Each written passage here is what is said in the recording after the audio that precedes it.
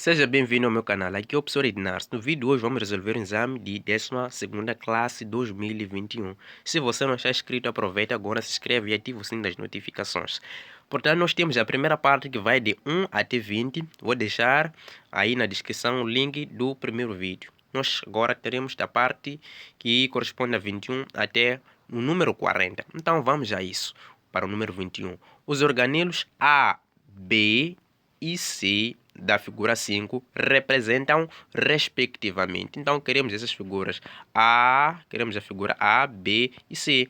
A é o centríolo responsável pelo processo da divisão celular ou participa no processo da divisão celular, na separação dos cromossomos.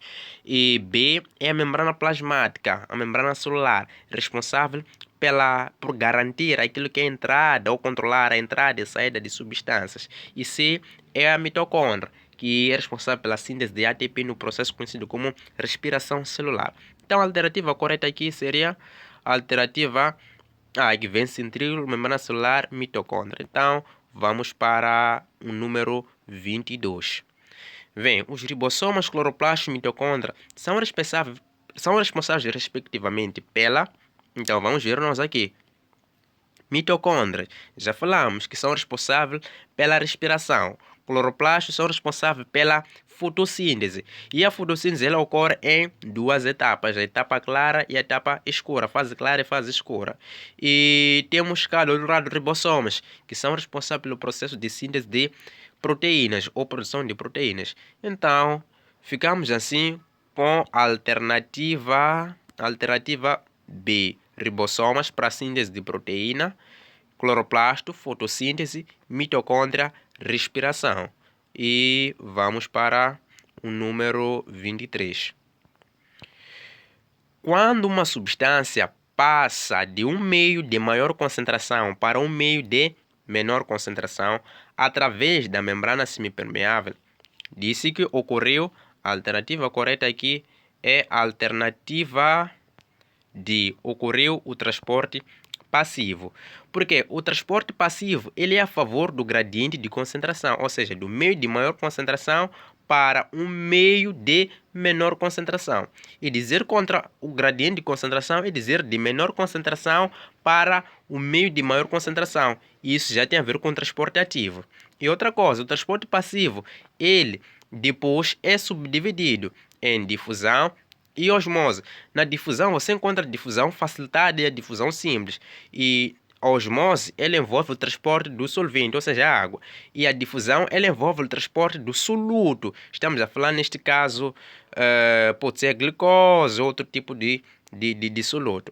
Então, para tu poderes entender a diferença da difusão simples e difusão facilitada, é que a difusão facilitada ela ocorre com a ajuda de proteínas chamadas de proteínas carregadoras ou carreadoras. E a difusão simples ela só envolve simplesmente o transporte de soluto, mas sem usar nenhum meio auxiliar, ou seja, não há participação de proteínas. Então, se você quer entender mais isso de uma forma profunda, vou deixar um vídeo sobre o transporte celular aí na descrição. Vou deixar o tal link deste vídeo.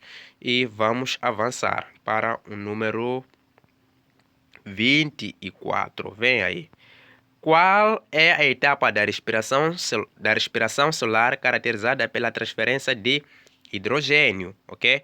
O que caracteriza a transferência de hidrogênio é a etapa da cadeia respiratória, onde vai se transferir esse hidrogênio e o último acelerador desse hidrogênio é o oxigênio, depois vai formar a água. Então a alternativa correta aqui é a alternativa A. E vamos avançar para o número 25.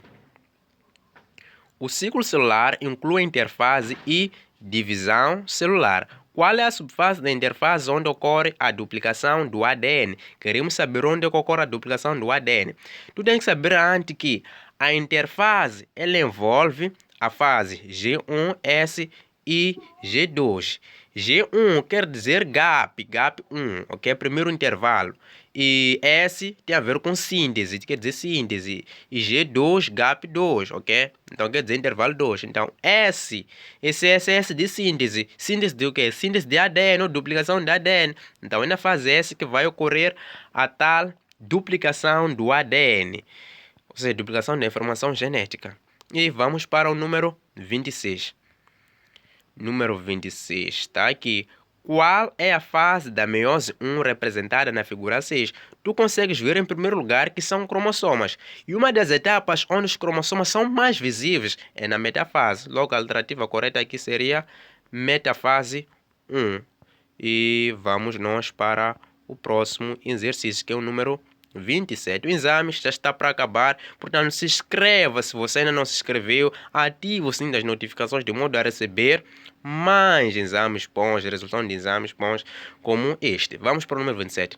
A meiose é um processo de divisão nuclear através do qual se formam, vamos lá ver, quantos núcleos vão se formar? Vão se formar 4 núcleos, e esses núcleos aí são haploides, ou esses núcleos aí terão a metade de número de cromossomas. Temos uma videoaula também sobre divisão celular, onde será mais possível você entender melhor. Mitose, se for mitose, forma 2 núcleos diploides. Se for meiose, 4 núcleos haploides. Essa é a diferença. Mas você pode ficar assim, mas como assim? Não formam células, formam núcleo. É que uma célula tem um núcleo, logo é quase a mesma coisa, dizer 4 núcleos e 4 células, porque cada célula terá um núcleo. Então a alternativa correta aqui é a alternativa D. E vamos para o número 28. E já temos a questão sobre a mitose. Vem aqui. Qual é a função biológica da mitose? Ok? A mitose, ela tem a ver com tudo que não diz respeito à reprodução sexuada. Estou a dizer que a mitose, muitas das vezes, ela tem a ver com tudo e que não diz respeito com a reprodução sexuada. Então, é só você olhar nas alternativas o que não tem a ver com reprodução sexuada. Vamos para A. Formação de gâmetas. Isso aí tem a ver com reprodução sexuada. Logo, seria o que? Seria a meiose. B. Recombinação genética. Isso tem a ver com o quê? Tem a ver com reprodução sexuada. C. Regeneração dos tecidos. Uau! Isso não tem nada a ver com a reprodução sexuada, mas sim com o processo de mitose, que é a formação de novas células semelhantes àquelas que foram perdidas. Então, a regeneração de tecidos é mesmo a função da mitose. D. Vem variabilidade genética, que tem a ver com a reprodução sexual. Então, a alternativa correta aqui é a alternativa C para o número 28. E vamos para o número 29. Como se chama o tecido responsável pelo crescimento e espessura dos vegetais? Uau! Quase temos todas as aulas desses conteúdos avaliados nos exames de 12ª classe. Vou deixar também aqui na descrição o link do vídeo sobre histologia vegetal. E vamos lá saber qual é esse tecido responsável pelo crescimento em espessura. Esse tecido é o meristema secundário, porque o primário promove o crescimento em altura ou alongamento e o secundário em espessura ou largura. Então ficamos nós com a alternativa C no número 29. Vamos agora para o número 30. São tecidos de proteção, de suporte e de condução, respectivamente. Também vamos responder isso de uma forma bem simples, ok? Proteção tem que proteger, suporte tem que dar suporte, e condução tem que conduzir alguma coisa, que é o quê? Que é a seiva elaborada e a seiva bruta. Então, para a proteção, nós vamos analisar todas as alternativas, vamos tentar organizar isto. Vamos ter o que aqui? Temos epiderme, é proteção. Esses aqui são de proteção. Então, ainda é difícil você saber qual é a alternativa correta aqui, pois tudo começa com proteção. Vamos agora para suporte. Um tecido de suporte deve ser esclerênquima e colênquima, ok? Esse aqui é tecido de suporte. Esclerênquima e colênquima. Onde nós temos isso? Temos aqui e aqui. Ok? Então, já retiramos o quê? Já retiramos o C. Vamos para outra coisa. Condução. Condução é xilema e floema. Ok? Xilema vai conduzir a seiva bruta e floema a seiva elaborada. Então, ficamos nós já com a alternativa B. E acertamos. E vamos para a outra alternativa. Número 31. A seiva bruta é conduzida das raízes para as folhas através do... Ok? Quem tem dificuldade, tem uma videoaula específica sobre isso. Vocês não estão a assistir as videoaulas, vocês não estão a ver isso aqui. Vocês têm que ver. Tem muita coisa boa que vai te ajudar. Você vai explodir mesmo na biologia. Você vai arrebentar. Vamos lá ver isso aí. Seiva bruta é conduzida, não é? Através do lenho, ok? Através do lenho. Porque lenho é a mesma coisa que dizer xilema, ok? Lenho é a mesma coisa, quase a mesma coisa que xilema. E liber é o mesmo que floema. Então, a seiva bruta ela é conduzida, na verdade, pelo xilema. E a seiva bruta corresponde à água e sais minerais. Seiva elaborada, estamos a falar daquilo que a planta produz. O que a planta produz? A planta produz a glicose. Então, a alternativa correta é a alternativa B. Vamos para o número 32. O floema é um tecido especializado no transporte. Então, já é ao contrário. Floema, temos que o xilema é seiva bruta. O floema é seiva elaborada. Seiva elaborada. Aquilo que a planta produz, que é a glicose. E vamos para o número 33. Como se chama o processo de absorção da água e dos solutos na raiz por meio de pelos absorventes? Então, queremos o nome desse processo de absorção, ok? É para você dizer. Então, se tu fores a ver aqui, essas alternativas aqui não tem muito nexo, não tem muita lógica, porque A vem ativa, B vem celular, C vem passiva e D vem radicular, ok? Então, a alternativa que nós vamos ficar com ela, por mim, eu fico com esta, que vem radicular. Por quê? Temos uma certa coisa chamada de pressão radicular. A pressão radicular é ela que permite com que a água possa ser absorvida pelos pelos absorventes na raiz. Então, para mim, eu fico com D, que vem radicular, que seria a pressão radicular. Então, vamos para o número 34. Deixa aí no comentário aquilo que é o seu ponto de vista sobre o exercício número 33. Vamos para o número 34. Quais são as estruturas que se relacionam com os estomas de uma folha? E aí que você tem que conhecer aquilo que é a estrutura do estoma. Os estomas eles têm a função de permitir aquilo que é a saída da água. E esta água sai na forma gasosa. A planta pode perder a água na forma gasosa e na forma líquida. Na forma líquida seria os hidratos que fazem essa função de libertar a água na forma líquida. E esse processo é conhecido como gutação. Então, quando os estomas eles libertam a água na forma gasosa, nós chamamos isso de transpiração. Então, essas estruturas que nós encontramos lá nos estomas são as células guardas e os tíolos. Os tíolos é aquele centro lá no meio lá que nós encontramos, aquela parte lá de dentro. Então, a alternativa correta aqui é a alternativa A para o número 34. E vamos para o número 35. Qual é a função dos estomas na planta? Então, já falei, estoma é transpiração. Então, controlar a transpiração, que é a perda da água na forma gasosa. Então, a alternativa correta aqui é a alternativa D. E vamos para o número 36. Esse exame estava doce mesmo, estava doce.